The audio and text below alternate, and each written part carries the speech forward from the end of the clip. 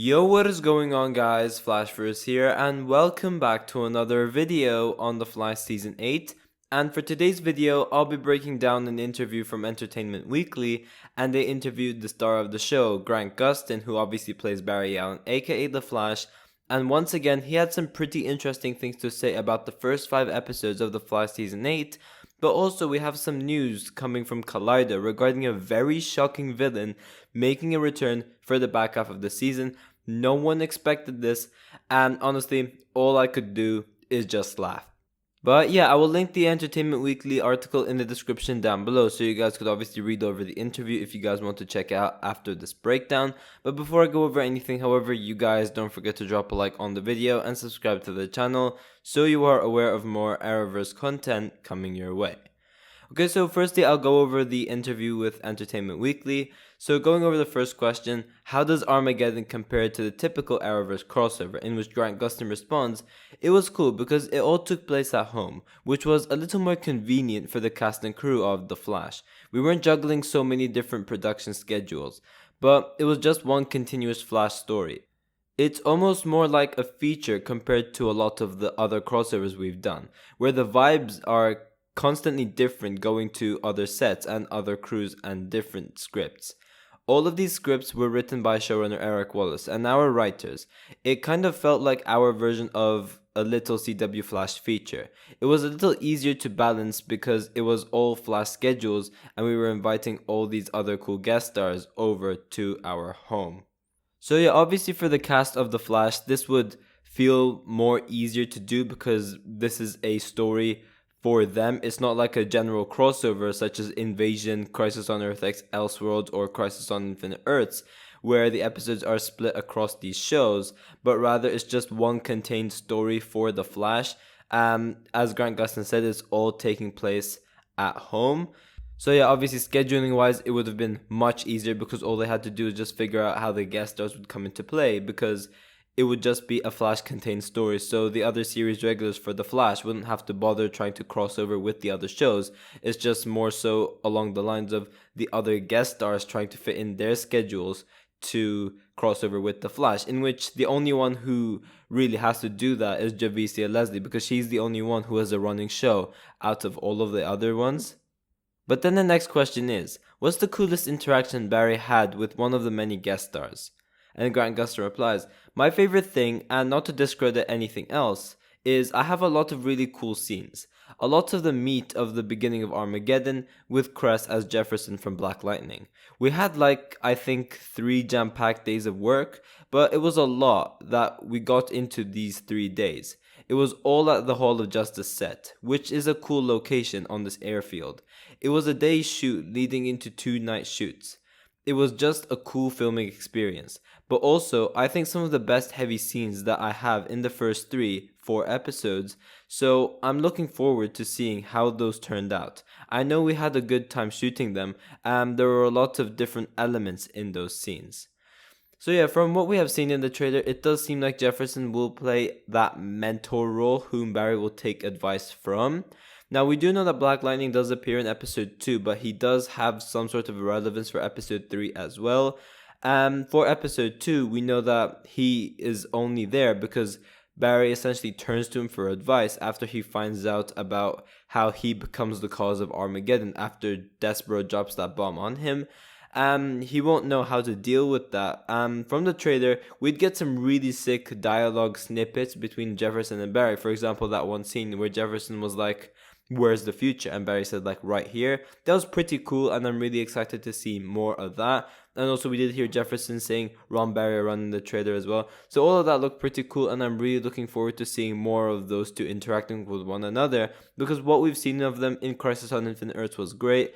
What we've seen of them from that snippet in the trailer was great, and I cannot wait to see more of their scenes together. But then the next question is, Chris had told me multiple times how much he loved working with you on Crisis, and that he was looking forward to doing it again, and it sounds like the feeling is mutual. What do you enjoy about working with him so much? And Grant Gustin replies, first of all, He's just a really nice guy, and he's been in the business a lot longer than I have. I love working with guys like that who just have stuff that they can share with me, and there's a lot I can learn from somebody like that. Not just in the craft of acting, but how he carries himself in the business, carries himself on set. I just have fun talking and working with him. But he's a really serious, well-prepared, good actor. They give us really good material and he shows up ready to go. It's just fun. It's different than any of the other dynamics I have on the show. It's special because it's different. I think it's mutual, but we really enjoy working with each other.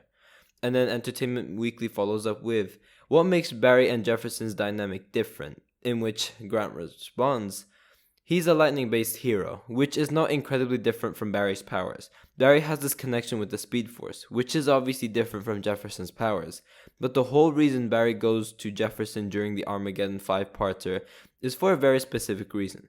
For the powers that Jefferson has. He needs him specifically to help him achieve something that is kind of a dark twist in, I believe, the second episode. Now, this is very interesting.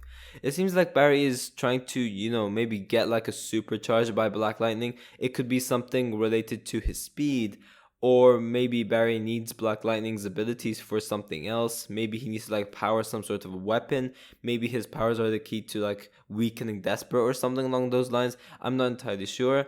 But in regards to a weapon, that wouldn't make too much sense because Barry could literally charge that weapon with his lightning as well. So it wouldn't really make that much of a difference. But it will be very interesting to see how Black Lightning plays into all of this.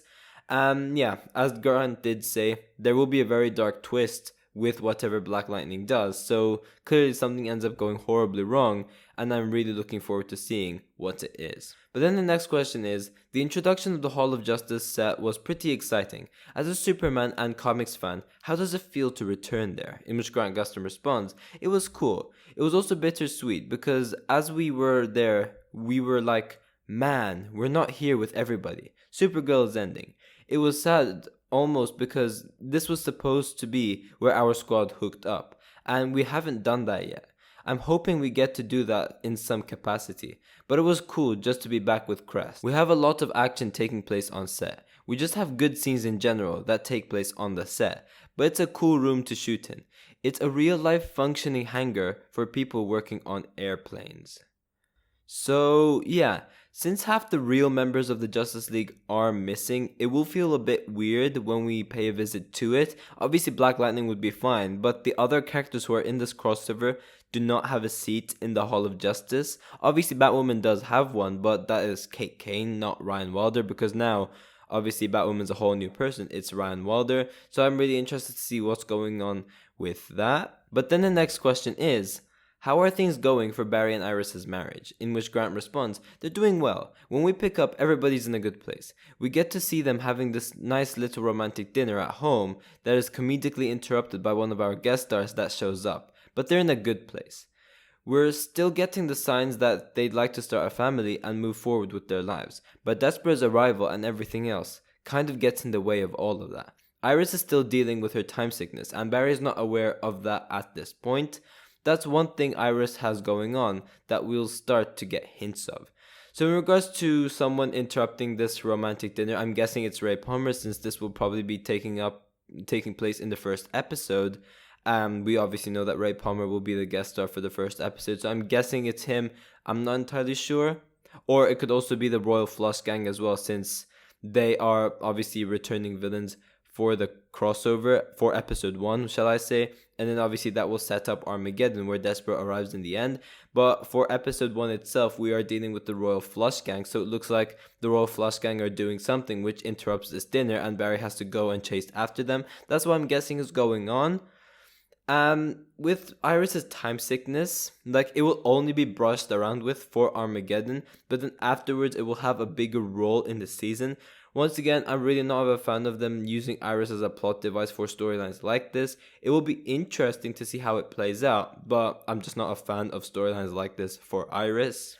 But then the last question is, finally, Barry had such a close relationship with Oliver. How would you describe his dynamic with Oliver's daughter, Mia?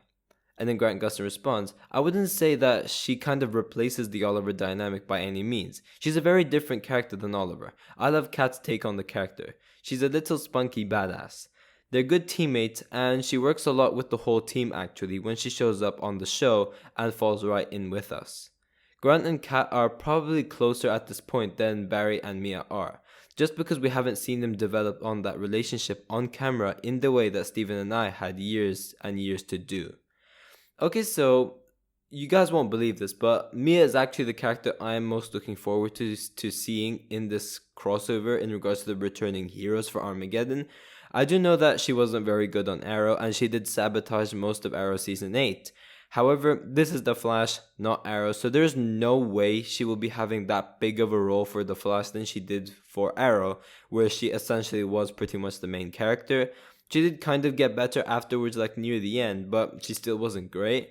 I do really hope that Eric Wallace wrote her in a way where her character really fits well with the events of Armageddon, and that it could actually make her a really great character after the events of the Backdoor pilot. And I'm just really looking forward to seeing Mia again, because obviously we're still having a version of the Green Arrow in the Arrowverse.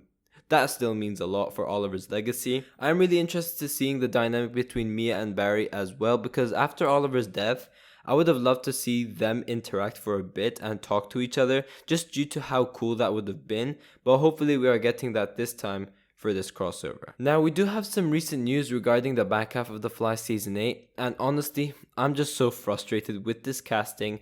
And yeah, essentially, we have the announcement that Jacob Birch, aka Hotness, aka Give Me My Money, will be returning for The Flash Season 8. For those who don't know who that is, it's the villain from Season 4, Episode 16, the Iris episode, where he has those fire powers, and he's basically like a meme super villain, I guess. Like, he's become a huge meme, just like Goldface with Daddy Likes the Metal, but this guy is Give Me My Money, or I Want Money, whatever it was.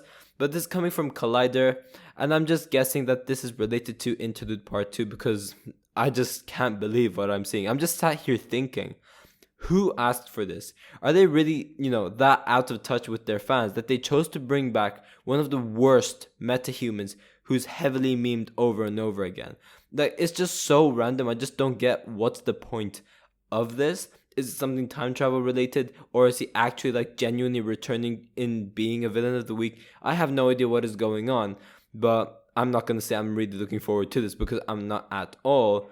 But yeah, we do have this villain returning, so tell me if you guys are excited or not. But yeah, guys, thanks for watching. If you guys have enjoyed the video, please give a like and subscribe. Be sure to tell me in the comment section down below if you guys are excited for Armageddon, and be sure to tell me who are you most looking forward to seeing in this crossover. And yeah, I will see you guys in my next video.